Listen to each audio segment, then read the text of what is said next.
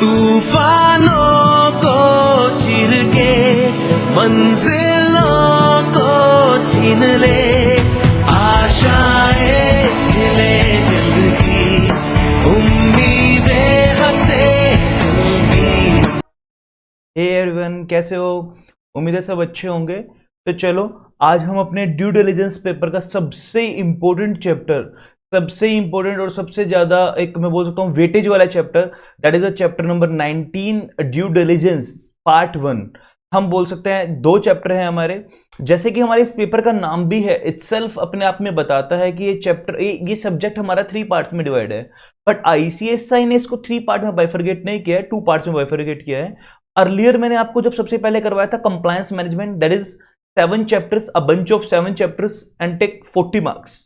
और उसके बाद 60% जो सिलेबस आईसीएसआई ने उसको क्या बोला है, सर ये आप सेक्रेटरियल ऑडिट में और ड्यू डिलिजेंस में मान लीजिए, but as per our predictions, as per our good wishes, मतलब मेरे को जितना लगता है चैप्टर नंबर 19 और 20 ये डील करता है ड्यू डिलिजेंस को, चैप्टर नंबर 1 to 7 डील करता है कंप्लायंस मैनेजमेंट को, और चैप्टर नंबर 8 to 18 डील करता है सेक्रेटरियल ऑडिट को। अब बात यहां आती है कि सर इस पेपर का नाम क्या है? Secretarial audit, compliance management and due diligence. होना ये चाहिए compliance management, secretarial audit and due diligence, but ठीक है जो भी आईसीएसआई ने रखा। मतलब ये वाला ना एक बड़ा इंटरेस्टिंग से टॉपिक है। चैप्टर नंबर 19 और 20 में कुछ पोर्शन आएगा जहां थोड़ा सा हमें लगेगा कि सर ये क्या चल रहा है, ये क्या है, मतलब स्टिल फिर भी chapter number 19 is a top class chapter. अगर मैं इसको वेटेज के तौर पे बात दूं तो 10 मार्क्स 100%, मतलब इस चैप्टर में जितनी मेहनत उतने आपके पैसा वसूल, उतना आपका टाइम वसूल जरूर होगा। तो चलो जी एक बार हम बात करते हैं। जैसे कि मैं बार बार बोल रहा हूं, सर आपने हमें कंप्लायंस मैनेजमेंट का मतलब तो बता दिया, सर आपने हमें सेक्रेटरियल ऑडिट का मतलब है, ऑडिट का मतलब तो आपने हमें समझा दिया था, इंडिपेंडेंट स्क्रूटनी करना, लेकिन सर हमें ड्यू डिलिजेंस का मतलब बिल्कुल भी नहीं पता है। पहला क्वेश्चन तो ये, what is the meaning of due diligence? जिन बच्चों को नोट करना है कर लो, what is the meaning of due diligence. Sir second meaning हमें क्या नहीं समझ में आ रहा है, हमें लगता है कि सर ड्यू डिलिजेंस और audit one and the same thing, क्या हम इसको इंटरचेंजेबली सिनोनिमसली यूज कर सकते हैं एक दूसरे के प्लेस पे? सर सेकंड क्वेश्चन है मेरा आप लोगों से। थर्ड, कुछ बच्चों ने खुद से रीड कर लिया होगा ड्यू टू डिले, कुछ बच्चों ने अपने आप से भी पढ़ लिया होगा, बट ठीक है जो भी आपने पढ़ा है अच्छी बात है, और जो मैं आपको करवा रहा हूं वो एड ऑन होके मतलब आपको एक 100% कवरेज आपको दे देगा, 110% कवरेज आपको दे देगा।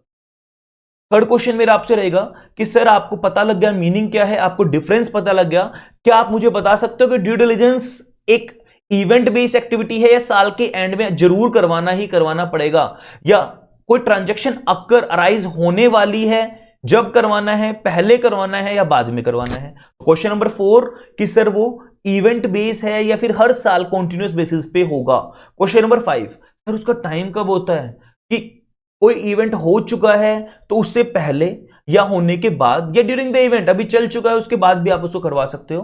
तो कुछ ये 4-5 क्वेश्चन हैं। फिर एक question number 6, types of basically due diligence. Question number 7, sir क्यों करवाते हैं, ऑब्जेक्ट क्या है, पर्पस क्या है? क्वेश्चन नंबर 8, कुछ सारे क्वेश्चन नहीं हो गए, कोई बात नहीं, सबका आंसर मैं आपको दूंगा। हाँ बट ऑब्वियस आज की वीडियो में आपको कंप्लीट नहीं होगा, आने वाली वीडियोस में आपको कंप्लीट हो जाएगा। सर ऑब्जेक्टिव क्या है, सर क्या क्या फैक्टर्स हम अपने माइंड में रखेंगे being a company secretary in practice, क्या क्या फैक्टर्स अपने माइंड में रखेगा ड्यू डिलिजेंस करने के लिए? क्या सर एक सीएस ड्यू डिलिजेंस कर सकता है? बिल्कुल कर सकता है, और सीएस ही एक मेन ऐसा रिस्पॉन्सिबल पर्सन है जो ड्यू डिलिजेंस करता है। सर एक दो सिचुएशंस को हमें ना वो करते हैं, टैकल करते हैं उसके बाद। लाइक फॉर एग्जांपल आप बैंक लोन लेने के लिए गए हो, आप एक company learners guide LG limited, आप एक पब्लिक कंपनी, एक लिस्टेड कंपनी, आप बैंक लोन लेने के लिए गए हो।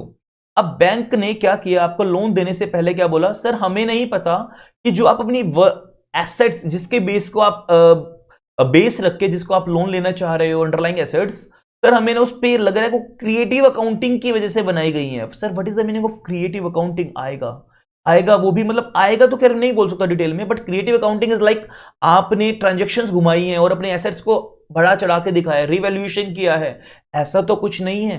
तो ये सारी चीजों को, अच्छा सर आपके एसेट आपके भी है कि नहीं है, अच्छा जो आपने शो की है अपनी बैलेंस शीट के अंदर कि इतनी अच्छा प्लांट है, इतने फिक्चर्स है, मशीनरी है, क्या एक्चुअली में उनकी पोजीशन भी इतनी अच्छी है कि नहीं है? सर आपने अपनी गुडविल कुछ करोस में आपने अपनी दिखाई है, लेकिन एक्चुअली में क्या वो गुडविल है?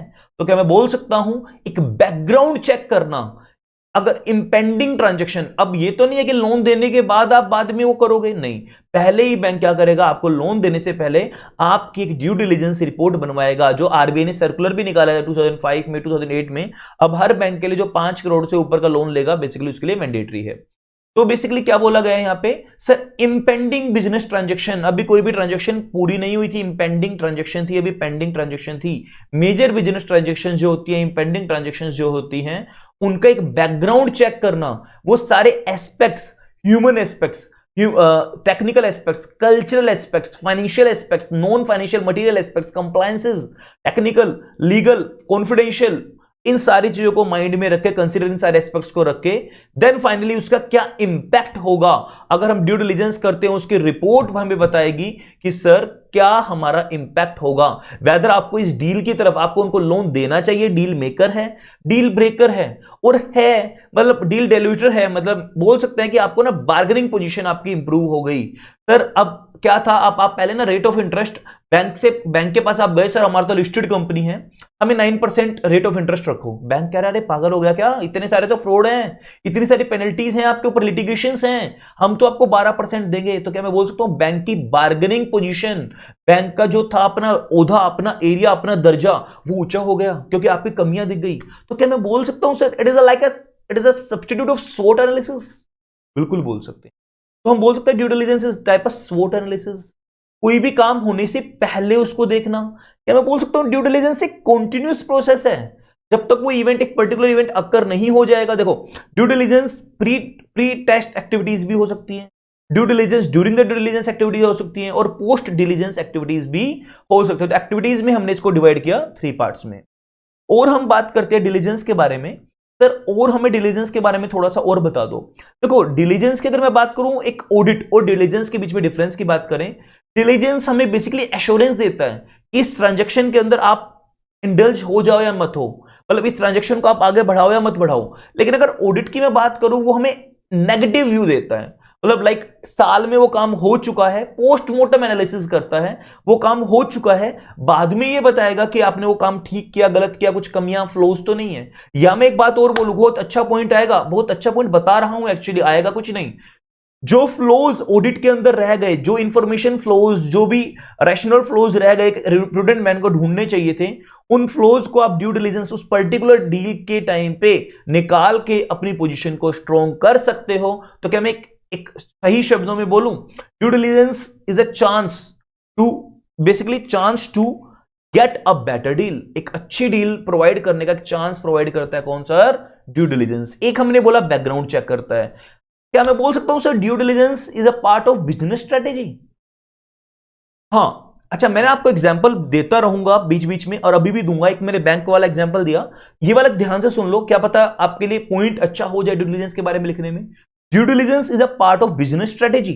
सर इसका मतलब ड्यू डिलिजेंस एक हमारा बिजनेस स्ट्रेटेजी का पार्ट है। दैट मीन्स सर एक मैनेजमेंट को डिसीजन लेना है, बिजनेस स्ट्रेटेजी बनानी है, तो उसमें हम सर इसके साथ, लाइक फॉर एग्जांपल मर्जर, हम उस कंपनी को अपनी कंपनी के अंदर मर्ज करें या ना करें, कहीं रेन बैक्सी बोले नहीं, कहीं बाद में जाके हमें दिक्कत तो नहीं आएगी सर, उसके ऊपर कोई पेटेंट का कॉपीराइट का केस तो नहीं चल रहा है, कोई लिटिगेशंस तो नहीं है वहां का, और कल्चरल हमारे कल्चर सेम तो होगा, बाद में कोई दिक्कत तो नहीं आएगी। तो इन सारे फैक्टर्स को देखना है, हम क्या बोल सकते हैं, it is a part of business strategy. क्या मैं बोल सकता हूं सर ड्यू डिलिजेंस के लिए हमें इन डेप्थ एनालिसिस करने की जरूरत होगी, स्ट्रॉन्ग एनालिसिस करने की जरूरत होगी। क्यों सर, एक बिजनेस ट्रांजैक्शंस इन्वॉल्व हैं, और बड़ी बड़ी बिजनेस ट्रांजैक्शंस के ऊपर हमारा डिपेंड करता है कि सर अगर हमने कोई भी गलत डिसीजन ले लिया तो हमारे बिजनेस के आउटकम्स, जो हमारे बाद में कॉन्सिक्वेंसेस कितने हार्मफुल हो सकते हैं।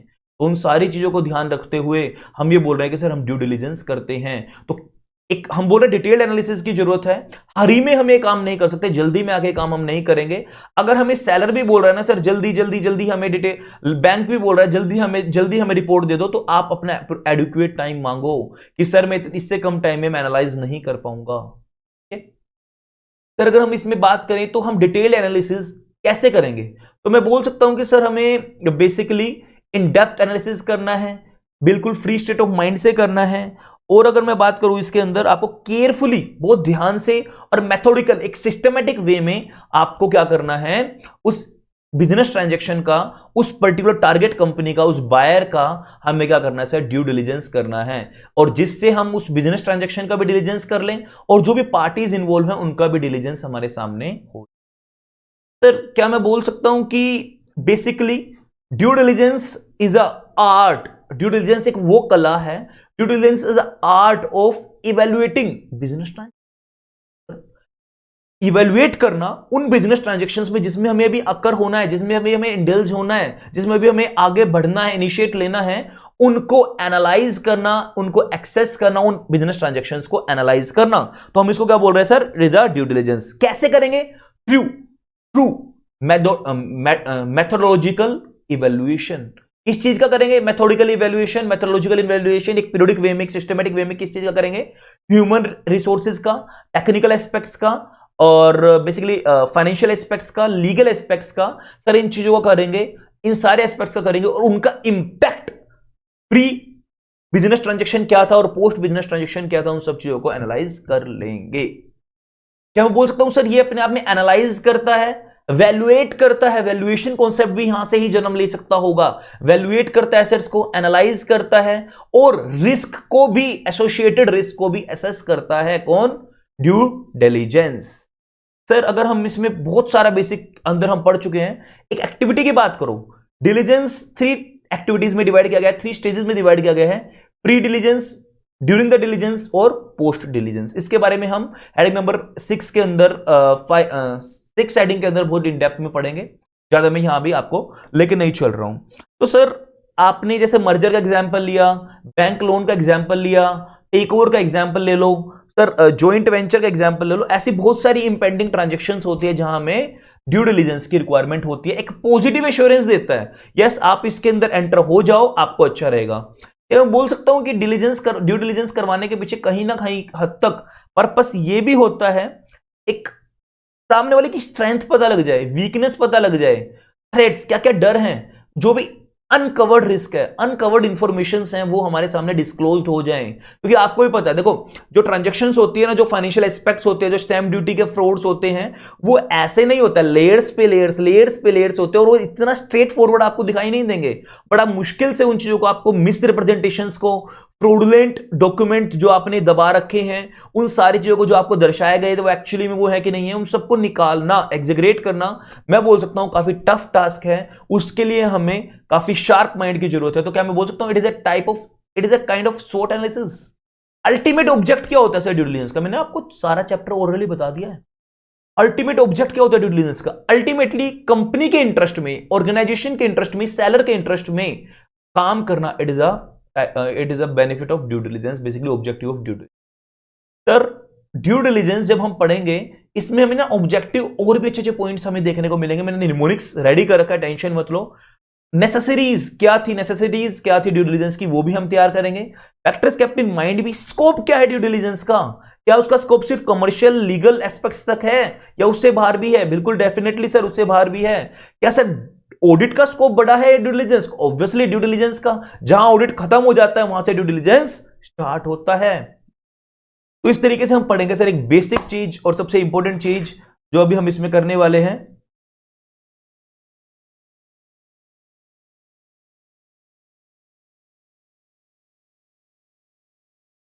ड्यू डिलिजेंस की definition.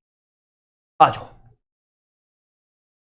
Sir, definition of due diligence कोई बच्चा मुझे बताएगा? कोई भी लाल, कोई भी बच्चा, कोई भी प्यारा सा बच्चा मुझे ड्यू डिलिजेंस की डेफिनेशन बताएगा? मैं आपको बताता हूं, ध्यान से मेरे वर्डिंग्स को ध्यान रखो। उम्मीद है सबको पूरा का पूरा चैप्टर का एक बेसिक क्लियर हो गया होगा। आज की क्लास में मैं आपको 5 हेडिंग कवर करवा दूंगा, और 6th हेडिंग, 7th हेडिंग हम नेक्स्ट लेक्चर में, और कुछ पोर्शन हम 8th हेडिंग का भी करेंगे। एंड देन उसके बाद हम इस चैप्टर को कंप्लीट कर लेंगे, कोशिश रहेगी मेरी पूरी। बहुत ईजी सा चैप्टर है, लड्डू सा चैप्टर है। जितना आपको वेटेज देके आप घबरा रहे हो सर ऐसा है ऐसा है, ऐसा कुछ भी नहीं है। बहुत ईजी सा चैप्टर है, आपको पूरा का पूरा बेसिक मैंने बता दिया। ठीक है, देखो ध्यान से। ड्यू डिलिजेंस एक प्रोसेस है, मैंने आपको, due diligence is the process by विच, जिसके थ्रू कॉन्फिडेंशियल, सर क्या आप सबको बता दोगे अपनी जो डॉक्यूमेंट्स आपके पास रखे हैं? नहीं, तो ड्यू डिलिजेंस के टाइम पे क्या मैं बोल सकता हूं कॉन्फिडेंशियलिटी एग्रीमेंट भी होगा दोनों पार्टीज के? डेफिनेटली होगा। क्या मैं बोल सकता हूं डाटा बैंक भी बनता होगा? जो मैंने आपको डाटा वाला पॉइंट्स करवाए थे, केवाईसी बैंक, डाटा बैंक, वो इंफॉर्मेशन आप अपनी कॉन्फिडेंशियल इंफॉर्मेशन को शेयर करोगे सामने वाले पार्टी से, जो आपका ड्यू डिलिजेंस करने आया है, उनका क्लाइंट ड्यू डिलिजेंस सीएस करने के लिए आया है, तो मैं बोल सकता हूं उनसे आप शेयर करोगे, तो एक due diligence basically confidential agreement भी बनेगा, कॉन्फिडेंशियलिटी एग्रीमेंट भी बनेगा डाटा बैंक को मैं बोल सकता हूं एक्सेस करने के लिए। तो sir confidential due diligence is a process by which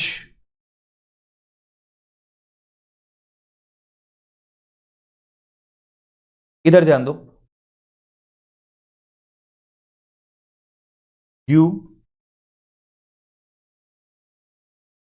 diligence is the process by which, पहला वर्ड कॉन्फिडेंशियल बताया मैंने आपको। इसके लिए मैंने आपको थोड़ा सा और बता दिया कॉन्फिडेंशियल क्यों, इसके साथ हमारा कॉन्फिडेंशियलिटी एग्रीमेंट भी बनेगा। इसको एक्सेस करने के लिए सर डेटा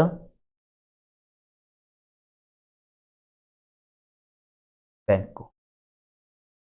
अच्छा ये फिजिकल फॉर्म में भी हो सकता है और इलेक्ट्रॉनिक फॉर्म में भी हो सकता है, इलेक्ट्रॉनिक फॉर्म में भी हो सकता है, ठीक है री। कॉन्फिडेंशियल सर ऑब्वियसली लीगल, कोई आपके ऊपर केस तो नहीं चला हुआ है, कोई वॉल्यूशंस आपने तो नहीं किए है, कोई रेगुलेटरी वॉल्यूशंस तो नहीं की है, इनको भी ध्यान रखेंगे, लिटिगेशंस को ध्यान रखना, रेगुलेटरी वॉल्यूशंस को ध्यान रखना। कॉन्फिडेंशियल लीगल सर इसको कैसे भूल सकते हैं हम, पैसा के लिए हम काम कर रहे हैं। फाइनेंशियल इसको लिखने की अंदर रिक्वायरमेंट नहीं है। फाइनेंशियल एस्पेक्ट्स क्या मैं बोल सकता हूं, फाइनेंशियल स्टेटमेंट्स बेसिकली फ्रॉड कुछ, या इसके अंदर हम वॉयलेशंस, डिसिप्लिनरी एक्शन, ठीक है। कॉन्फिडेंशियल लीगल फाइनेंशियल और भी अदर मटेरियल इंफॉर्मेशन जितनी भी हो सकती है मटेरियल इंफॉर्मेशन, सर इनका क्या आचार डालेंगे हम, कॉन्फिडेंशियल लीगल फाइनेंशियल और अदर मटेरियल इंफॉर्मेशन एक वो प्रोसेस है जिसके थ्रू इन सबको क्या करें हम,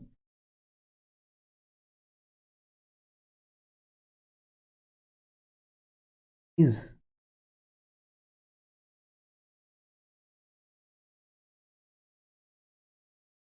सर बोल दो एक्सचेंज्ड, रिव्यूड और अप्रेज्ड बोल लो, एसएस बोल लो, एसएस लिख देना।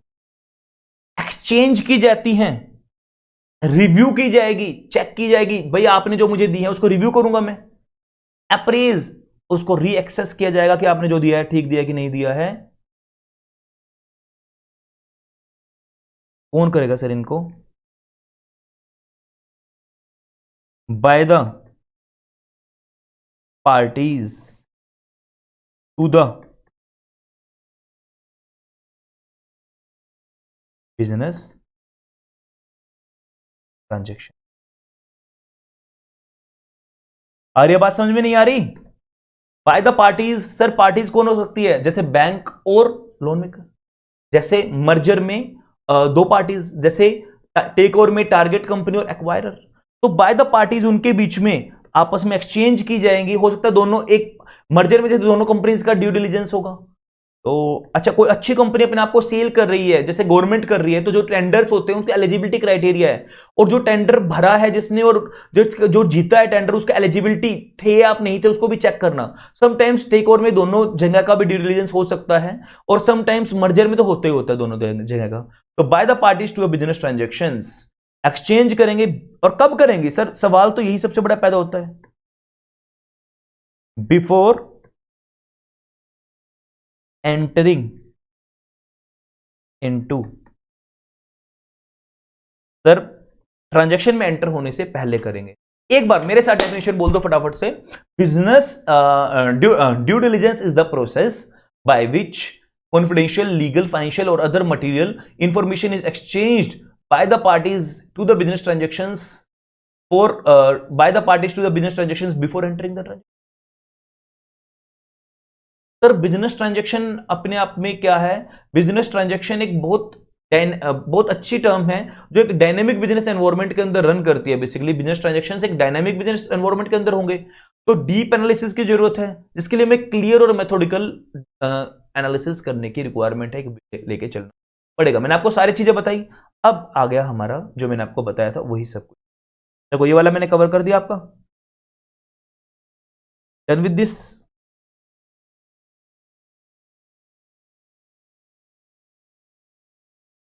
इधर देखो, business transactions in dynamic business environment require detailed analysis. It involves number of issues, both financial भी हो सकते हैं और नॉन फाइनेंशियल भी हो सकते हैं, that require careful and methodical investigation.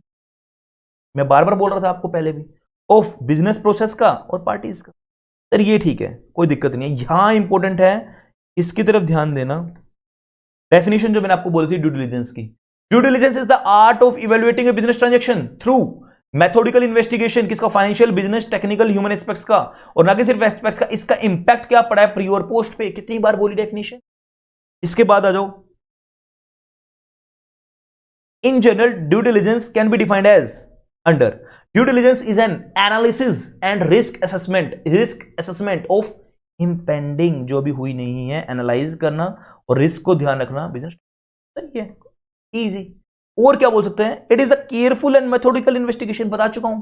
Business और पर्संस का परफॉर्मेंस ऑफ एन एक्ट, किस चीज को ध्यान में रखें? कुछ स्टैंडर्ड को तो ध्यान में रखेंगे ना, सर्टेन स्टैंडर्ड ऑफ केयर, जिससे टू इंश्योर दैट जो इंफॉर्मेशन जो प्रोवाइड कर रहा है वो एक्यूरेट है, और अनकवर करेंगे उन इंफॉर्मेशन को जो अफेक्ट कर सकते हैं बिजनेस ट्रांजेक्शन के आउटकम को। सर हो सकता है अगर ये हमारे सामने आए तो हम अपनी डील को ही कैंसिल कर दें, आउटकम ऑफ द ट्रांजेक्शन।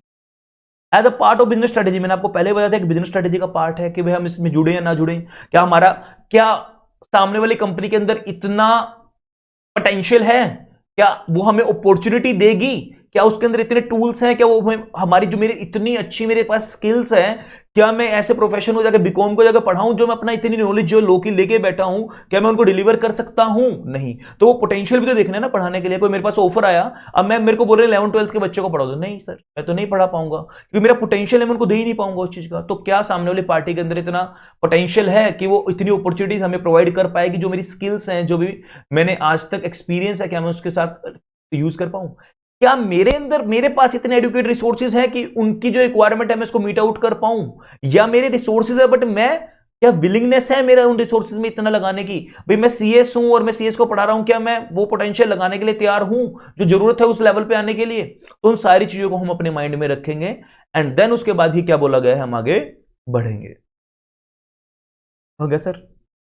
अब स्ट्रेटेजी मैंने आपको बता दी है ये वाली। आगे देखो, the companies before making an relationship background check, मैं बता चुका हूं काफी टाइम आपको, रिक्वायर्ड टू प्रोसीड, पढ़ते रहना इसको। इसमें देखो ड्यू डिलिजेंस कवर्स एक्टिविटीज, अब मैंने आपको बताया 3 types of activities, pre transactions, during the transaction पहली, दूसरी, और पोस्ट ट्रांजेक्शन तीसरी।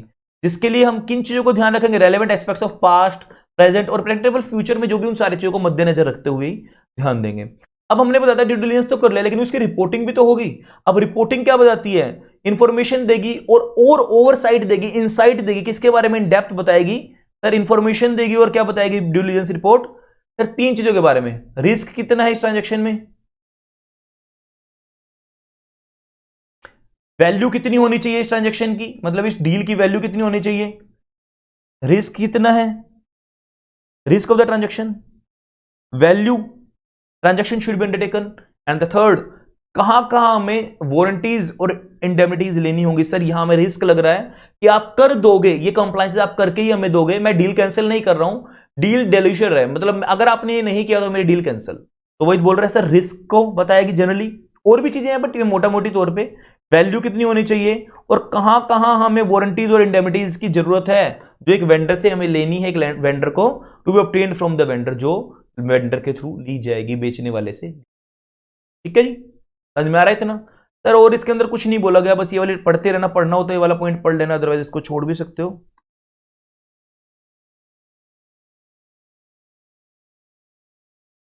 Various types of due diligence performed by the company on voluntarily भी कर सकता है, कोई भी ट्रांजेक्शन के अंदर एंटर कर रहा है जब भी कर सकता है पहला कोई ट्रांजेक्शन, या फिर before going any corporate actions, merger take over वगैरह कर रहा है तो भी कर सकता है।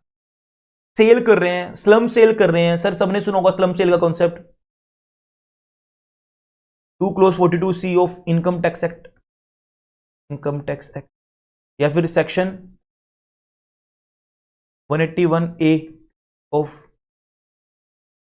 Companies act.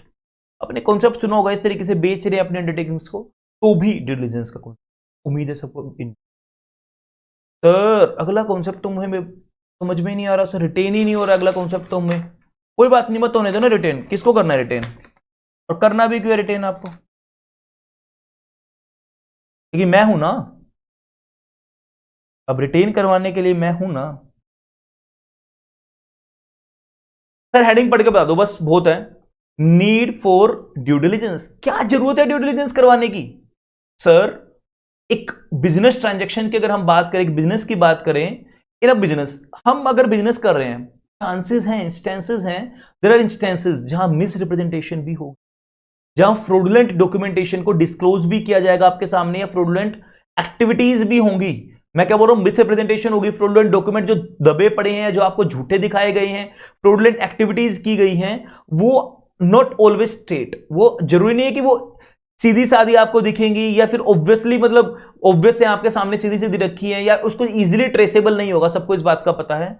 तो वो करने के लिए, और जरूरी बेसिकली वहां जरूरी है, इन मिस रिप्रेजेंटेशन को अनकवर करना जरूरी है, इन फ्रॉडुलेंट एक्टिविटीज को अनकवर करना जरूरी है, जहां major business transactions, major business decision लिए जाएं, क्योंकि उसकी वजह से मेजर लॉस हो सकता है किसी भी बिजनेस को। तो बोला जा रहा है सर मिस रिप्रेजेंटेशन या फ्रॉडुलेंट डॉक्यूमेंटेशन डिस्क्लोजर एक्टिविटीज हैं, ये जनरली ट्रेसेबल नहीं होती और ऑब्वियस स्टेट भी नहीं है।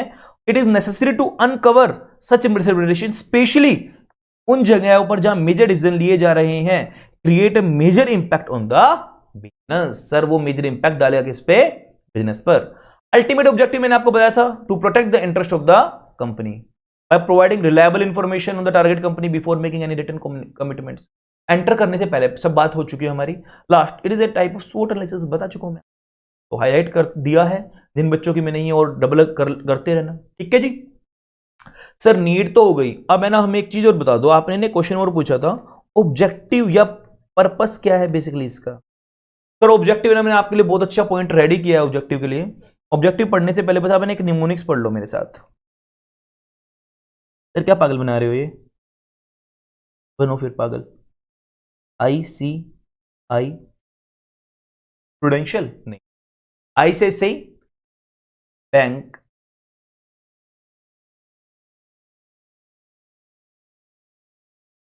का अल्टीमेट गोल क्या है,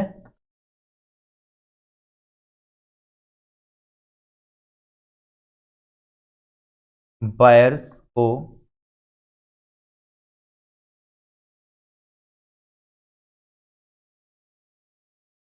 आइडेंटिफाई करना। इसमें आइडेंटिफाई को हाईलाइट कर लो, बायर्स को हाईलाइट कर लो, अल्टीमेट गोल को हाईलाइट कर लो।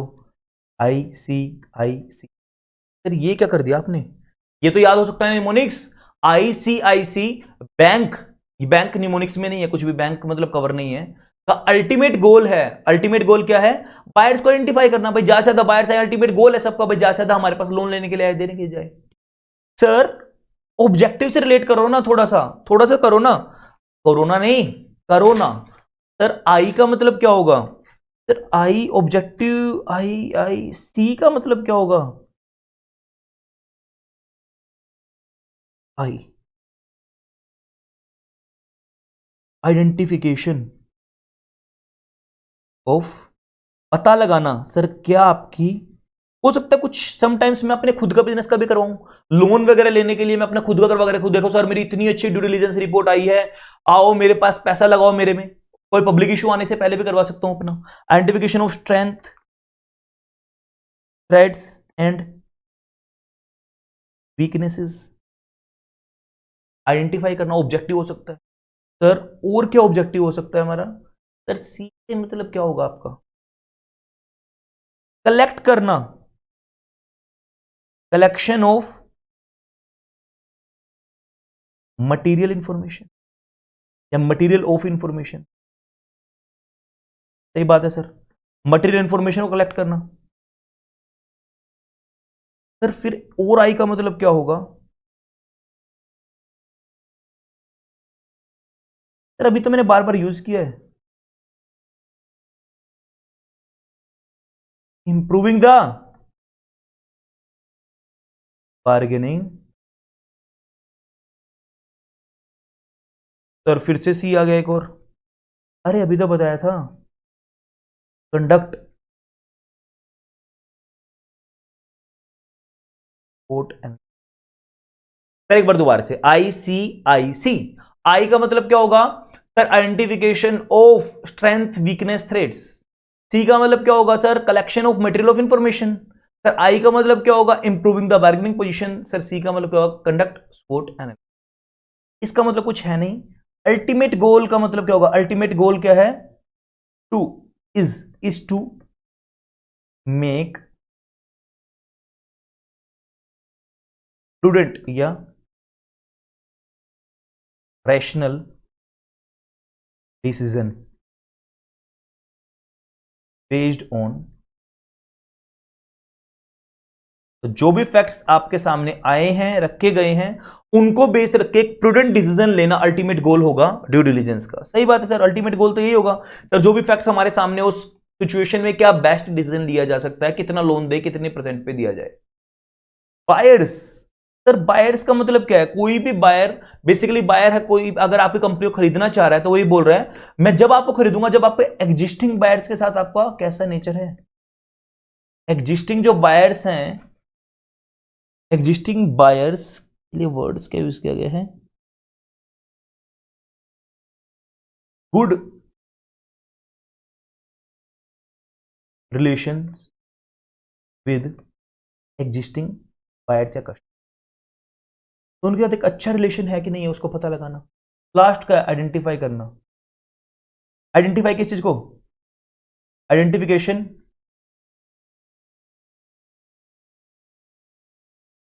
Of the areas where representation and warranty are warranties are wired. अब रिटेन होएगा। अब मेरे साथ साथ बोलो सर, ICIC बैंक का अल्टीमेट ऑब्जेक्ट क्या है? बायर्स को आइडेंटिफाई करना। सर आई का मतलब का identification of the strength weakness and threads. Sir C का मतलब क्या है? Basically collection of material of information. I का मतलब क्या है? Improving the bargaining position. Sir फिर सी का मतलब क्या है? Conduct SWOT analysis. And then ultimate object क्या है? टू टेक प्रूडेंट या rational decision based on the facts. तो उसमें आप बेस्ट डिसीजन क्या ले सकते हो? बायर्स कोई भी एंटर करने से पहले अपने आप को सेटिस्फाई कर लेंगे कि एग्जिस्टिंग कस्टमर्स के साथ आपका क्या रिलेशन है। And then the last one is sir, बोला गया कि सर लास्ट क्या है हमारा? आइडेंटिफाई करें, आइडेंटिफिकेशन करेंगे कि सर कहाँ कहाँ हमें रिप्रेजेंटेशंस लेनी है और कहाँ कहाँ हमें और वारंटीज लेनी है कि फ्यूचर में अगर ऐसा हुआ तो ऐसा हुआ तो ऐसा नहीं को। यही हमारे एक ऑब्जेक्ट। देख लो अब इधर ध्यान दो, मैंने आपके लिए बहुत इजी कर दिया इस वाले कॉन्सेप्ट को।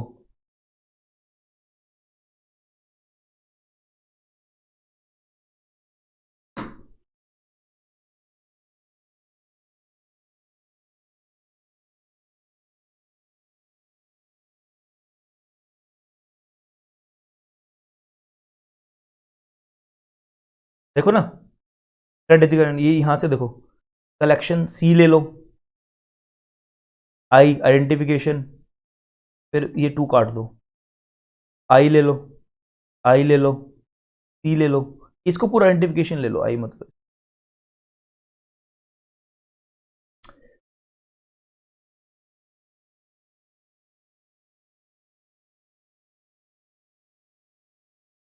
वायर्स ले लो, अल्टीमेट हाईलाइट कर लो इनको, आगे ना। तो ICIC अल्टीमेट गोल क्या था? ICICI बैंक का अल्टीमेट गोल क्या है? वायर्स को आइडेंटिफाई। सर आई का मतलब, सी का मतलब, आई का मतलब, सी का मतलब, अल्टीमेट बायर का मतलब, आइडेंटिफाई करने का मतलब, अल्टीमेट गोल का मतलब अलग है और बायर का मतलब। तो सबको समझ में आ गया? पक्का पक्का डन। द नेसेसिटी, कुछ रीडिंग पोर्शन है, कर लो मेरे साथ कर लो, थोड़ा सा एक दो पॉइंट याद भी रख लोगे तो कुछ जाएगा नहीं।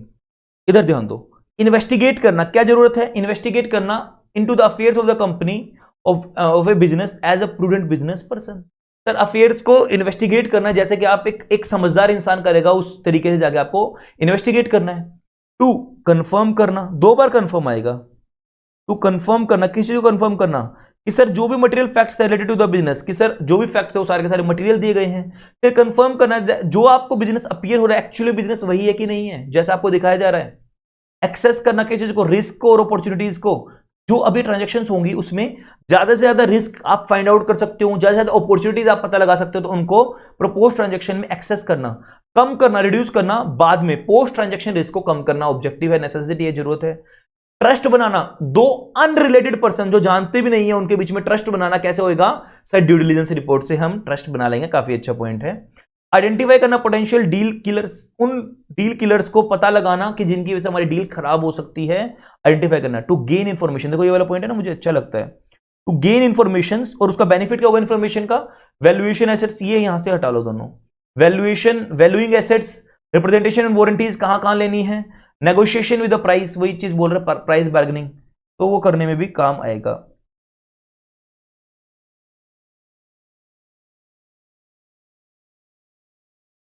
ठीक है ना? इंफॉर्मेशन पढ़ते रहना, मतलब ये verify the transactions, investigate, evaluate, evaluate conditions, पढ़ते रहना, काफी सारे हैं, 5-6 इसमें से याद कर लो बस, बहुत है। टू कंफर्म करना ऑल मटेरियल फैक्ट्स को बिजनेस के, और बेसिकली इन्वेस्टिगेट करेंगे अफेयर्स जैसे प्रूडेंट पर्सन करते हैं, एक्सेस करेंगे रिस्क और अपॉर्चुनिटीज को जो अभी फ्यूचर में करनी है ट्रांजेक्शंस, रिड्यूस करेंगे रिस्क को जो हो चुकी है ट्रांजेक्शंस, कंफर्म करेंगे बिजनेस जो अपीयर कर रहा है वैसे ही है, अनरेटेड पर्सन के बीच में ट्रस्ट पैदा करना, बेसिकली ये कुछ 5-7 को कर लो, बहुत है। इंफॉर्मेशन को गेन करना जिससे वैल्यूइंग एसेट्स करने में हेल्पफुल होगा, रिप्रेजेंटेशन वारंटी लेने में हेल्पफुल होगा, नेगोशिएटिंग प्राइस करने में हेल्पफुल होगा। ऑब्जेक्टिव हर बच्चों को समझ में आए? एक बार दोबारा से बस निमोनिक्स का नाम बोल दो। आईसीआईसी बैंक का अल्टीमेट गोल क्या है? बायर्स को आइडेंटिफाई करना। सर आई का मतलब क्या था? Identification of the strength, opportunities और थ्रेड्स। देन सी का मतलब क्या था sir? Collection of material of information. Then I का मतलब improving the bargaining position. Then C का मतलब कंडक्ट स्वॉट एनालिसिस। देन उसके बाद अल्टीमेट गोल क्या है? Through to make prudent business decisions on based on facts. And then sir buyers का मतलब अल्टीमेट क्या है? जो एग्जिस्टिंग कस्टमर्स है उनके साथ कैसा रिलेशन है वो पता लगाना। And then the last one is identification of इस चीज को, areas where representation warranties are required, है ना? तो नेसेसिटी में भी पढ़ते रहना कुछ पॉइंट्स को। सर अगला भी कुछ ना सेम सेम आ रहा है एग्जाम में ना, कंफ्यूज मत हो जाना। अगर कंफ्यूज हो गए और कुछ नहीं आता है तो लिख देना, ऐसा नहीं कि छोड़ के आ जाए सर कंफ्यूज हो गए, तो गलत नहीं, नेगेटिव मार्किंग नहीं होती है, ठीक है? सर स्कोप क्या है? काफी इंपॉर्टेंट लगता है मुझे हमेशा से ये वाला point. Sir scope of due diligence का मतलब क्या होगा? Sir scope of due diligence का मतलब क्या होगा? इधर देखो ध्यान से, इधर आओ। स्कोप, इसके लिए भी कोई निमोनिक्स है सर? कुछ 7-8-10 पॉइंट हो गए, कोई निमोनिक्स आपने बनाया हो, आप अपने स्टूडेंट टाइम पे बनाया हो, अब बनाए हो, पढ़ाने के लिए बनाया हो? अपने स्टूडेंट टाइम में नहीं बनाया था एक्चुअली, उस टाइम पे ये टॉपिक्स होते जरूर थे बट इतनी डिटेल में नहीं था। यस, बट मैंने आप लोगों के लिए बना लिया है। स्कोप का मतलब क्या होगा सर? ड्यू डिलिजेंस किन किन एरियाज में पॉसिबल है? सर कहां कहां पॉसिबल हो सकता है ड्यू डिलिजेंस? कुछ बताओगे आप? कुछ लिखूं आप लोगों के लिए?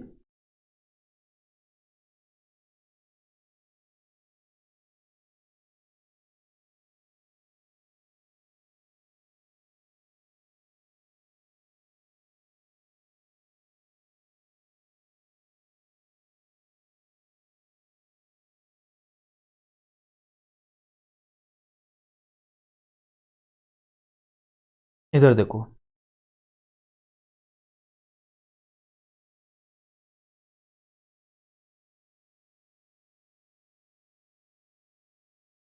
सर एलसीएम पे, ये क्या मजाक कर रहे हो? रुको आओ ना, रेशियो एनालिसिस पे, L ratio analysis, and PE ratio पे। सर हम ड्यू डिलिजेंस पूछ रहे हैं, आप एफएम मत पढ़ाओ। कोई बात नहीं, देखो इधर LCM, ratio analysis and P ratio concepts are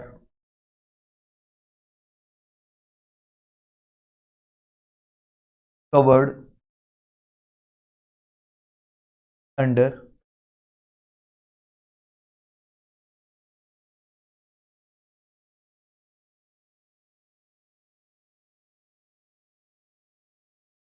are covered तो छोटा सी बना लेता हूं under F are financial restructuring.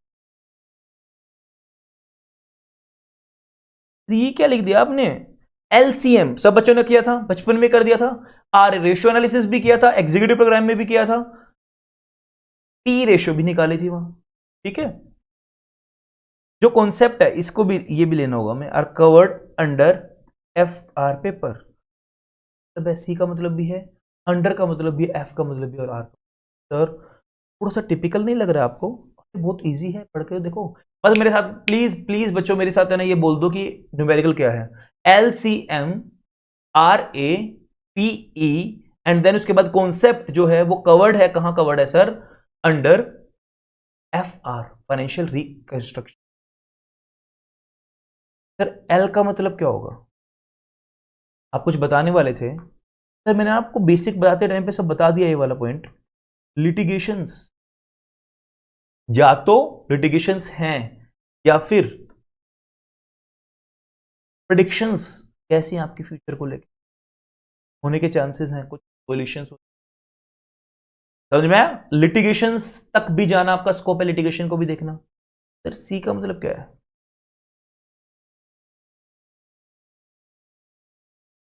Compliances of all जितने भी लॉज लग रहे हैं applicable.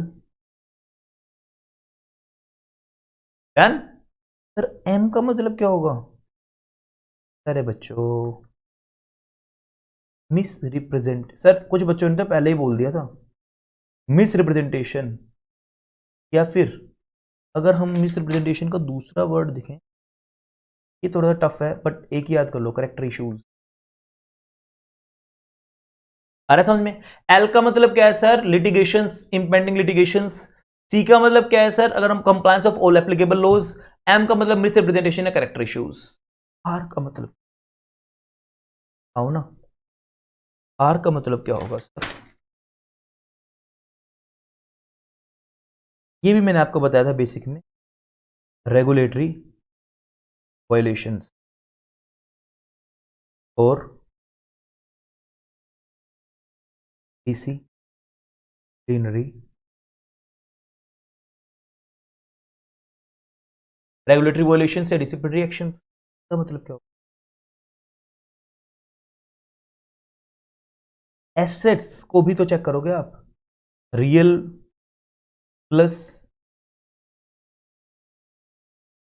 Intellectual plus brand value, इन सारी चीजों को चेक करोगे। सर एक बार दोबारा से, एल का मतलब लिटिगेशंस, सी का मतलब compliance of all applicable laws, M का मतलब रिप्रेजेंटेशंस, आर का मतलब, सर आर का मतलब हमने क्या पढ़ा है? रेगुलेटरी वॉल्यूशंस या डिसिप्लिनरी एक्शंस। ए का मतलब एसेट्स, उनको चेक करना। ई का मतलब सर क्या बताना चाहोगे? सर कोई पास्ट में ना बिजनेस फेलियर ना हुआ हो आपका, पास्ट बिजनेस फेलियर और उसके एंड इट्स कॉन्सिक्वेंसेस को भी ध्यान रखना है on the health of the business. Sir E का मतलब क्या बोलना चाहोगे? ये ना थोड़ा टफ है, तो अगर जिस बच्चे को याद होता तो ठीक है, अदरवाइज एग्जेग्रेटेड एग्जेग्रेटेड क्रेडेंशियल्स, इसको इजी नाम जो और दिया गया एग्जेग्रेटेड क्रेडेंशियल्स को, फ्रॉडुलेंट क्लेम्स। कोई फ्रॉडुलेंट क्लेम तो नहीं लगे आपको, फ्रॉड करने के क्लेम्स?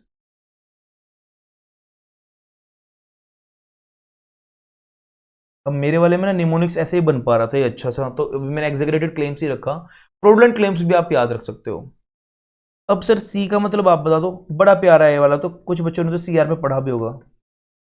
क्रॉस बॉर्डर इश्यूज, क्या बोल दिया sir? Cross border under, you का मतलब अनपेड टैक्स लियंस, तो जो भी पेंडिंग लियंस हैं, जो भी जजमेंट्स हैं, उनको भी कंसिडर करेंगे। फिर एफ का मतलब फाइनेंशियल स्टेटमेंट्स का ध्यान रखना सर पूरा पूरा। रेपुटेशन गुडविल, वहां तक भी आपका हाथ जाएगा एक ड्यू डिलिजेंस रिपोर्ट में। सर रेपुटेशन गुडविल वहां तक भी मजा आ गया सर, मतलब आपने ना अल्टीमेट निमोनिक्स बनाया है इसका। देखो सर, इतने थ्योरेटिकल चैप्टर को अगर मैं इस तरीके से आपके लिए मेहनत कर रहा हूं तो प्लीज मतलब ट्रस्ट करना कि पूरा पूरा दिन सिर्फ इसके निमोनिक्स वगैरह बनाने में ही जा रहा है, वरना due diligence is not like a paper की जिसको हम डिस्प्यूट की तरह या अदर ड्राफ्टिंग के पेपर की तरह हम कर सकते हैं। कुछ लो है जिसको इंटरप्रेट कर लें, एक थ्योरेटिकल है, अपना बेस्ट दूंगा। जो भी डिले हुआ है कोई बात नहीं, मैं पूरा पूरा कवर कर दूंगा और रिवीजन करवा के ही आपके एग्जाम तक भेजूंगा। मैं पूरा पूरा पूरा पूरा साथ दूंगा। आने वाले 30-40 डेज जो भी हैं हम इसको पूरा बेस्ट अल्टीमेट यूटिलाइज करेंगे। तो LCM, L का मतलब लिटिगेशन, C का मतलब compliance of all applicable laws, M का मतलब मिसरिप्रेजेंटेशंस या character issues, RA ratio analysis, R का मतलब सर रेगुलेटरी वोलेशंस या डिसिप्लिनरी एक्शंस, A का मतलब एसेट्स रियल इंटेलेक्चुअल या ब्रांड वैल्यू वगैरह, P रेशियो मतलब P पास्ट बिजनेस फेलियर जिसके कॉन्सिक्वेंसेस भी ध्यान रखेंगे, E एग्जेगरेटेड क्रेडेंशियल्स मतलब फ्रॉडुलेंट इश्यूज कुछ हैं, फ्रॉडुलेंट क्लेम्स वगैरह हैं तो उनको भी ध्यान रखेंगे। कवर्ड, अब कॉन्सेप्ट्स हैं जो सी ले लो, इससे cross border issues like sir cultural issues तो नहीं है, इंडिया से बाहर और इंडिया डबल टैक्सेशन अवॉइडेंस तो नहीं है, कोई ट्रीटी ऐसी तो नहीं हो रखी है जो बाद में प्रॉब्लम करेगी, fluctuation, sovereign risk, investment climates वगैरह कल्चरल एस्पेक्ट्स, तो इन सारी चीजों को ध्यान रखना। बाहर वाले इंडिया में आएंगे तो क्रॉस बॉर्डर इश्यूज। देन उसके बाद सर यू अंडर, अब हम इससे लेंगे अनपेड टैक्स लिटिगेशंस, कोई अनपेड क्लेम्स वगैरह, अनपेड लियंस वगैरह कोई बर्डन तो नहीं है, उसको भी ध्यान रखेंगे। यहां तक भी आप जा सकते हो। And F sir financial statements को तो एक स्कोप में आएंगे ड्यू डिलिजेंस के, जरूरी नहीं है कि वो ऑडिट का पार्ट है। And then R sir last में फाइनेंशियल रिस्ट्रक्चरिंग जो मैंने नाम दिया था इसका, आर जो है हमारा बेसिकली वो किसको डील करता है, हमारा सर रेपुटेशन गुडविल, है ना। तो सर स्कोप हमने कंप्लीट कर लिया। जिस बच्चों को नहीं पता एक लास्ट बार बोल रहा हूं, LCM ratio analysis and P ratio का कंसेप्ट कहां कवर्ड किया है हमने, अंडर फाइनेंशियल रिस्ट्रक्चरिंग। एफआर का पेपर होता है CA5, ठीक है उसमें, ठीक है। आ जाओ,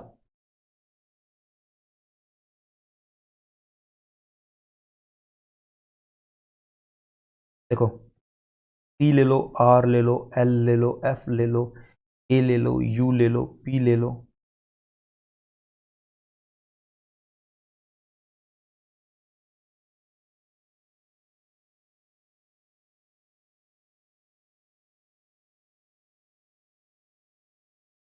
E ले लो, M ले लो, C ले लो, है ना वहीं से निकल के M और A E कॉन्सेप्ट डर,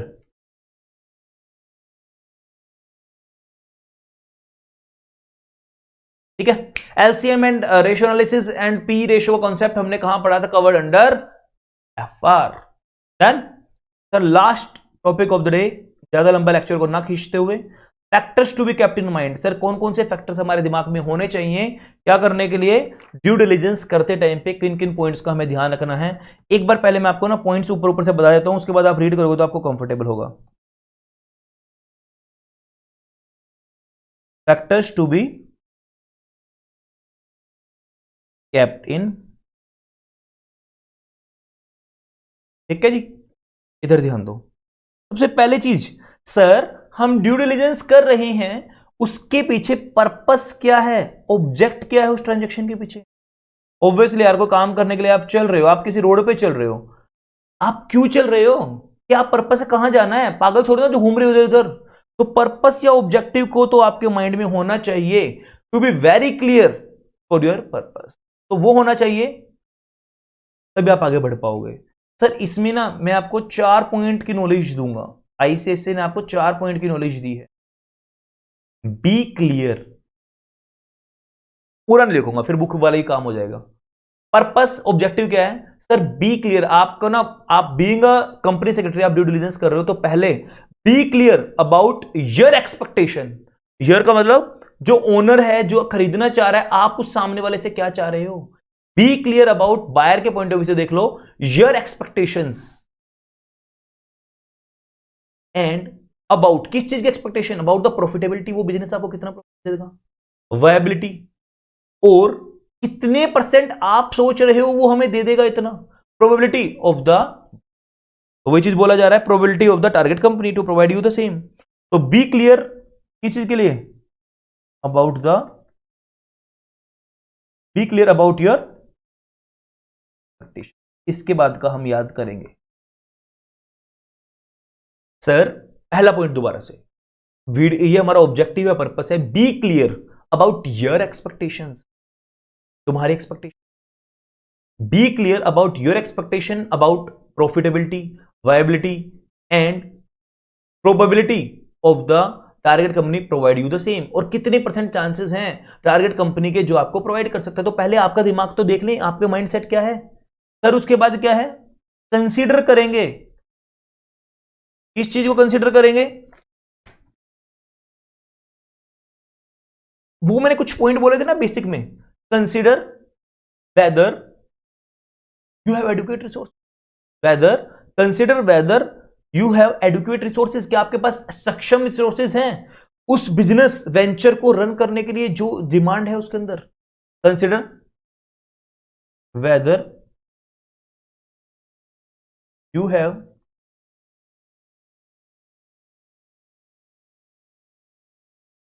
एडुकेट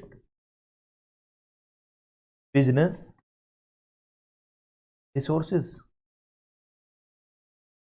क्या आपके पास है, which is required for a new venture. Adequate business resources जो क्या है, which is required for new venture. और दूसरा point, you are willing to put your all hard work, you are willing to put your hard work which is required for new venture। या तो आपके पास educate resources है नहीं है जो नए वेंचर के लिए जरूरी है, या है जरूर लेकिन आप करना नहीं चाह रहे हो, क्या आप एफर्ट्स लगाना चाह रहे हो कि नहीं चाह रहे हो, उन दोनों चीजों को ध्यान रखना। फिर किस चीज को कंसीडर करना, बी क्लियर, कंसीडर, किस चीज को कंसीडर करना, कंसीडर वेदर, क्या जो आप परचेज कर रहे हो क्या वो आपको अपॉर्चुनिटी देगा आपके आपके पोटेंशियल, आपके स्किल्स को यूज करने की। वेदर, थोड़ा सा लिख लो इस वाले पॉइंट में, थोड़ा लेंथ है बट लिख लोगे तो याद हो जाएगा। Whether business gives you the opportunity to put your skills and experience to good use. Sir मेरे पास स्किल्स एक्सपीरियंस है बट बच्चा नहीं आ रहा, तो उसको सही कैपेबिलिटी में लगाने के लिए क्या मैं आपके साथ जुड़ूं, तो क्या मेरे टाइम वेस्ट तो नहीं हो गया, मेरे पास अपना पोटेंशियल दिखाने के लिए बच्चा भी आएगा। लास्ट चीज, ये वाला थोड़ा सा रिटेन कर लो, learn as much as you can. Sir जितना पॉसिबल हो सकता है उतना आप समझ लो, पढ़ लो, रिटेन कर लो, किसके बारे में, उस इंडस्ट्री के बारे में जिसके लेके आप इंटरेस्टेड हो, जिसमें आप डील करना चाह रहे हो। बेसिकली जर्नल से, मैगजीन से, और जितना भी आपको मीडिया रिपोर्ट से, पीपल से, इंडस्ट्री के, उसी इंडस्ट्री के सेगमेंट से सीखा जा रहा है। Learn as much as you can about the industry in which your. Sir 4 point आ गए ऑब्जेक्ट और पर्पस के अंदर। पहला point, be clear about your expectations about the profitability and viability and the probability of the target company provide you the same. Consider whether consider whether you have adequate resources which is required for a new venture, or you are willing to put all hard work as required in the new venture. Consider whether the business have adequate potential to put your skills or experience in good use. And the last one is, learn as much as you can from the industry in which you are interested, from journals, magazines, media reports, etc., or people in the industry. है ना sir? पहला point तो हमें समझ में आ गया, इसका कोई निमोनिक्स नहीं है। ऑनेस्टली स्पीकिंग, पर्पस, किसी को बच्चे को बनाना हो बना लेना, और कोई अच्छा बन जाए तो मुझे बता देना, तो और बच्चों को यूज आए। पर्पस या ऑब्जेक्टिव हो गया। दूसरी चीज सर, पर्पस ऑब्जेक्टिव हमें क्लियर हो गया सर, उसके बाद है ना हमें बता दो, अब ये क्लियर करने के बाद प्लानिंग दी शेड्यूल। शेड्यूल आपको एक्टिविटीज कैसे कैसे करनी है उसकी प्लानिंग करना शुरू कर दो। Purpose then planning the schedule, कैसे कैसे उस काम को करना है। सर इसके अंदर ही मैं आपको ना 4 पॉइंट में लेके जाना चाह रहा हूं।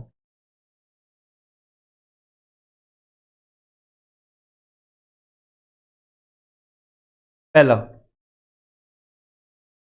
Steps to be followed. Steps to be followed, समझ में आ रहा है इतना सब बच्चों को? क्या क्या स्टेप्स फॉलोड करने हमें ड्यू डिलिजेंस के अंदर, तो ये स्टेप्स पहले से पता लगा लेंगे। एरियाज टू बी चेक्ड, जो सा हमें चेक करना है। सर सारा रिटेन हो जाएगा, ये सब रिटेन हो जाएगा, मैंने इतनी इजीली वे में आपको बता दिया है, प्लीज थोड़ा सा ध्यान ले लो, इरिटेटनेस हटा के यहां। Steps to be followed, areas to be checked, और एरियाज को तो डालो, एस्पेक्ट्स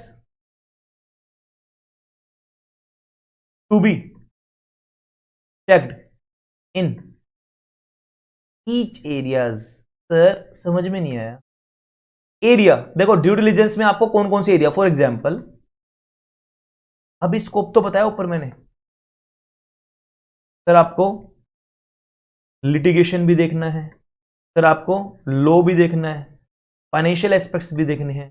अब लॉ में सर ये तो हमारे हैं एरियाज सर, अब इसके अंदर सिक्योरिटी लॉ भी देखना है, लेबर लॉ भी देखना है, कंपनी लॉ भी देखना है, ये है हमारे एस्पेक्ट्स। तो steps to be followed, areas to be checked, aspects to be checked in each areas, and the last but not least, information to be requested, जो आप चाहते हो from the seller। जो भी इंफॉर्मेशन आप चाह रहे हो सेलर से वो सारी ले लो एडवांस में। भाई आप जो इंफॉर्मेशन आप बता दो हमें, क्या क्या आप चाह रहे हो हमसे, वही चीज पे हम आपको रिपोर्ट दे देंगे।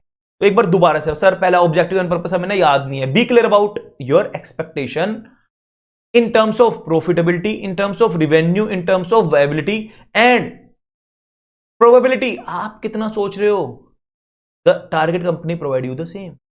कंसीडर करेंगे whether you have adequate resources which is required in a new venture, or your willingness to put your all hard work in a new venture which is required in the new venture. Third, consider whether the business provide you the opportunities to put your all hard work or skills or efforts or your experience in a good use. And the last one is, learn as much as you can about the industry in which you are interested, from media source, media report, journals, or people in the industry, है ना?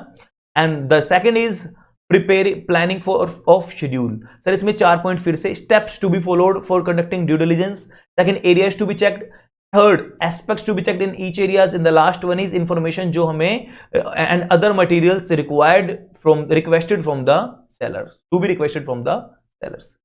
Sir एक बार ना हमें तो यही confuse हो गए, main point कौन कौन से, objective and planning of the. Sir third point change करते हैं सो दैट आपको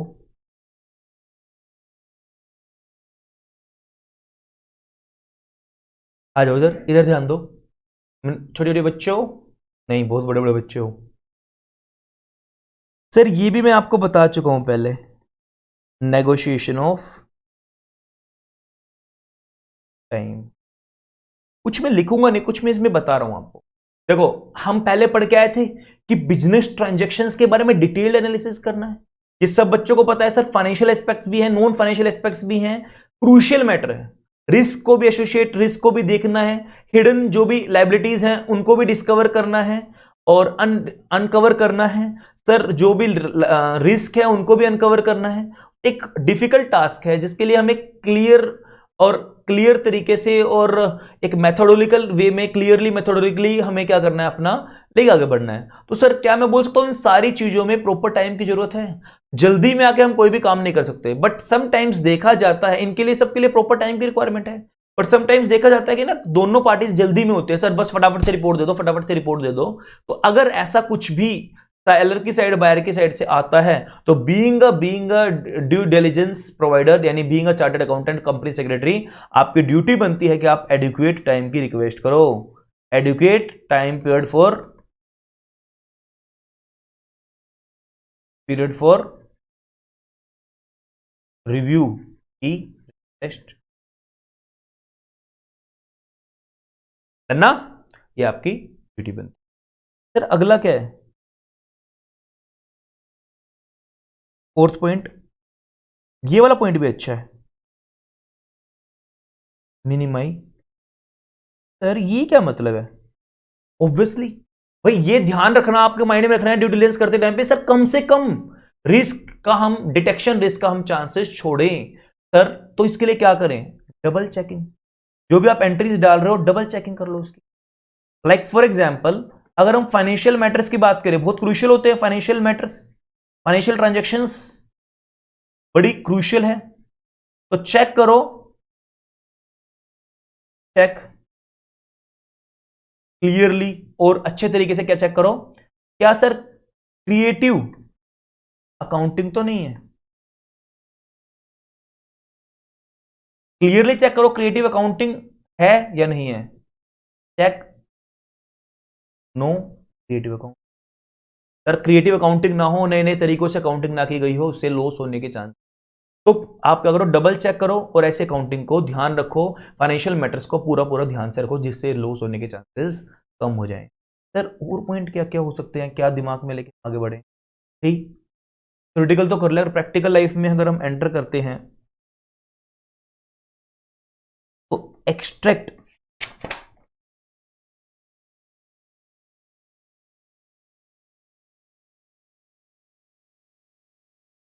इंफॉर्मेशन फ्रॉम एक्सटर्नल,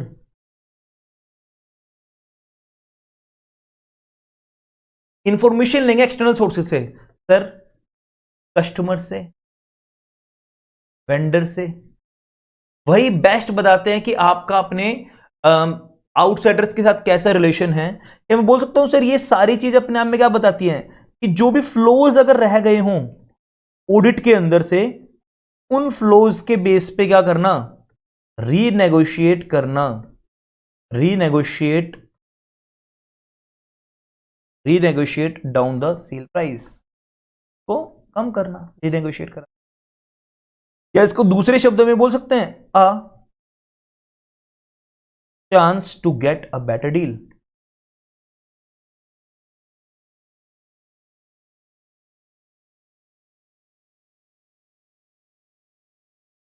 तो इंफॉर्मेशन लेना ज्यादा से ज्यादा, सो दैट कि सेल प्राइस कम हो जाए कैसे भी करके। भाई आप बीइंग अ बायर, आपकी यही कोशिश रहेगी। छठा पॉइंट, ये भी काफी अच्छा पॉइंट आईसीएसए ने दिया, लिमिट दी रिपोर्ट। सर लिमिट लगाएंगे रिपोर्ट के ऊपर सर, मतलब प्रिसाइज बनानी है, ज्यादा गाथा नहीं गानी है, प्लस पुट रेलेवेंट, यानी material, so that report boring ना। लास्ट क्या है, स्ट्रक्चर्ड इंफॉर्मेशन।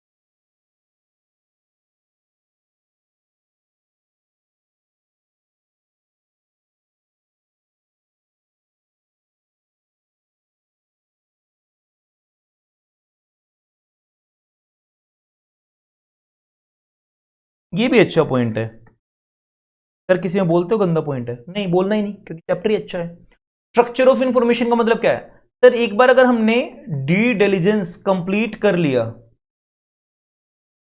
और अब रिपोर्ट बना दी, इसमें हम इंफॉर्मेशन को प्रॉपर सीक्वेंस से लगाएंगे। कैसे? तो दैट जो उनका को रिलेशन हो ना विद रिलेटेड फैक्ट्स या मैटर्स। मतलब सर मान लो डीडी का हमने ड्यू डिलिजेंस किया, अब है ना कंपनी लो वाले एस्पेक्ट्स को एक जगह, और जो उससे रिलेटेड उसका जो भी हमने अपने ओपिनियन उस पर दिया अपनी ड्यू डिलिजेंस रिपोर्ट में, वो एक जगह, इनकम टैक्स वाले एक जगह, अकाउंटिंग वाले एक जगह। ये नहीं कि सारे पहले ऊपर और फिर लास्ट में खिचमिच बना दी, कंक्लूजन सबके नीचे भी और एक मेन कंक्लूजन भी। तो इस तरीके से हम बनाएंगे कि जो भी उसका कोरिलेशन है रिलेटेड मैटर्स के साथ वो सारा मैच हो जाए और वो सारा दर्शाया। सर एक बार है ना प्लीज आप एक बार दोबारा बोल दो सारे पॉइंट्स, कुछ 7-8 पॉइंट जितने भी हैं हमारे दोबारा बोल दो, ठीक है। ऑब्जेक्टिव एंड पर्पस, जिसके अंदर 4 पॉइंट थे। बी क्लियर वाला पॉइंट था, कंसिडर वाला पॉइंट था, कंसिडर वाला पॉइंट था, और बेसिकली एक पॉइंट और था, learn as much as you can. फिर सर हमने बात की थी हमारा प्लानिंग ऑफ शेड्यूल। अब इसमें भी 4 पॉइंट थे हमारे। स्टेप्स क्या क्या लेंगे, एरियाज, एस्पेक्ट्स, और लास्ट में जो भी इंफॉर्मेशन और other materials to be requested from the seller. फिर सर उसके बाद हमने क्या किया था, रिस्क मिनिमाइजेशन का पॉइंट पढ़ा था। और क्या पढ़ा था सर हमने उसके अंदर, रिस्क मिनिमाइजेशन से पहले सर हमने रिस्क मिनिमाइजेशन से पहले नेगोशिएशन फॉर टाइम बात कर ली थी कि एडुकेट टाइम की डिमांड कर लेंगे अगर सेलर जल्दी कर रहा है, हरी मार्केट ट्रांजेक्शंस को एंटर करना चाह रहा है। सर उसके बाद हमने क्या डिस्कस किया था फिर रिस्क मिनिमाइजेशन में, कि हो सकता है सर ट्रांजेक्शंस बड़ी ज्यादा रिस्की हैं, बड़ी बड़ी ट्रांजेक्शंस है तो डबल चेकिंग कर लो। अगर फाइनेंशियल ट्रांजेक्शंस है तो क्रिएटिव अकाउंटिंग ना हो, थोड़ा सा ध्यान रखिए। फिर हमने बोला था एक्सट्रैक्ट करेंगे इन्फॉर्मेशन एक्सटर्नल सोर्सेज से, लाइक कस्टमर से, वेंडर से, सो दैट हमें ज्यादा पता लगे उसके बारे में और हमारी पोजीशन साउंड हो जाए, स्ट्रांग हो जाए, और प्राइस को हम डाउन कर पाए to be chance for to get a better deal. Then इसमें हमने बोला था फिर उसके बाद सर आपका लिमिट्स द रिपोर्ट, और प्रिसाइज करेंगे, रेलेवेंट फैक्ट्स मटेरियल फैक्ट्स को ही डालेंगे जिससे क्लमजी हमारी रिपोर्ट ना हो। And the last point structure of information, इस तरीके से करेंगे। Place information in a sequence, लिखना चाहो तो लिख लो, place information in a sequence, जिससे so that easy correlation with related is। ठीक है जी। सर एक बार दोबारा से आज के लेक्चर में जो भी हमने किया इस टॉपिक का एक बार सर दोबारा से आप करवा दो, बट प्लीज पीछे से चेक कर रहे हो, कोई बात नहीं। तो factors to be kept in mind, objectives और पर्पस, इसमें क्या पढ़े थे 4 point. Be clear about your expectation in terms of profitability, in terms of revenue, in terms of viability and probability of which providing the target company for the same. Consider whether you have adequate resources which is required for a new venture, or you are willing to put your all efforts in this venture which is required for the venture. Consider whether you are consider whether the business provide you the opportunity for to put your all efforts, skills in a right direction or a good direction, good use. And the last, learn as much as you can in which the industry in which you are interested, from journals, magazines, newspapers, or people in the industries. And then उसके बाद planning of schedule में हमने क्या पढ़ा था sir, steps to be followed during the due diligence, areas to be checked, aspects to be checked in each particular areas, or informations and material facts, other material which are requested, which are to be requested from the vendors. फिर हमने क्या बोला sir, risk minimisation करेंगे, double checking करेंगे, और creative accounting तो नहीं है इसका ध्यान रखेंगे, और मेजर मर्जर ट्रांजैक्शंस वगैरह का ध्यान रखेंगे तो जरूरी है। फिर सर हमने इसी में ही पढ़ा था एक पॉइंट और जो मैं हमेशा भूल जाता हूं, नेगोशिएशन ऑफ टाइम करेंगे and then extraction of maximum information निकालने की कोशिश करेंगे जिससे हम एक अच्छी डील लेके आएंगे। एंड देन मिनिमाइज करेंगे जो हमारे लिमिट है रिपोर्ट की उसको रेलेवेंट फैक्ट प्रिसाइज फैक्ट्स तक। And the last is structure of information, इस तरीके से करेंगे, प्लेस करेंगे इंफॉर्मेशन इस तरीके से सो दैट इजीली कोरिलेशन हो जाए रेलेवेंट मैटर्स के साथ। सर इससे ऊपर हमने पढ़ा था स्कोप के अंदर हमने जो बात की थी निमोनिक्स की वो क्या की थी, LCM, RA, PE concept are covered under FR। तो एल का मतलब हमने लिटिगेशन, सी का मतलब compliance of all laws, M का मतलब मिस रिप्रेजेंटेशंस या कैरेक्टर इश्यूज, एंड देन उसके बाद आर का मतलब हमने सर पढ़ा था reputation, goodwill, and then sir उसके बाद अगर हम बात करें ए का मतलब हमने पढ़ा था सर एसेट्स, जो रियल या इंटेलेक्चुअल या ब्रांड वैल्यू था, और सर उसके बाद हमने पी का मतलब पढ़ा था past violation, past business failures तो नहीं और उसके कॉन्सिक्वेंसेस। एग्जीक्रेटेड, ई का मतलब क्या पढ़ा था, एग्जीक्रेटेड क्रेडेंशियल्स या फ्रॉडुलेंट मैटर्स, क्लेम्स, उनको ध्यान रखना है। देन कवर्ड, सी, सी का मतलब हमने क्या पढ़ा था सर, कॉन्सेप्ट मान लो या कवर्ड मान लो, कोई भी एक सी मान लो, वो सी का मतलब सर हमने पढ़ा था बेसिकली हमारा क्रॉस बॉर्डर जो भी रिस्क के इश्यूज उनको भी ध्यान देना है स्कोप के अंदर। एंड देन अंडर, यू का मतलब हमने सर पढ़ा था under tax limits, tax obligations का ध्यान रखेंगे। एफ का मतलब फाइनेंशियल स्टेटमेंट्स का ध्यान रखेंगे, और आर का मतलब बेसिकली हम बात करें रेगुलेटरी वॉल्यूशंस का ध्यान रखेंगे। सर उससे पहले हमारा क्या टॉपिक्स था, नेसेसिटीज वगैरह पढ़ते रहना, वो वाला मैं नहीं करवा रहा हूं। ऑब्जेक्टिव्स के कुछ निमोनिक्स बनाए थे। आईसीआईसी बैंक का अल्टीमेट गोल क्या है, बायर्स को आइडेंटिफाई करना। तो आई का मतलब क्या था सर हमारा, identification of areas, strength, weakness और अपॉर्चुनिटीज, थ्रेट्स। और सी का मतलब क्या था, बेसिकली हम अगर हम बात करें, सी का मतलब था collection of material of information. Then I का मतलब क्या था, improving the bargaining position. C का मतलब क्या था सर, कंडक्ट स्वॉट एनालिसिस।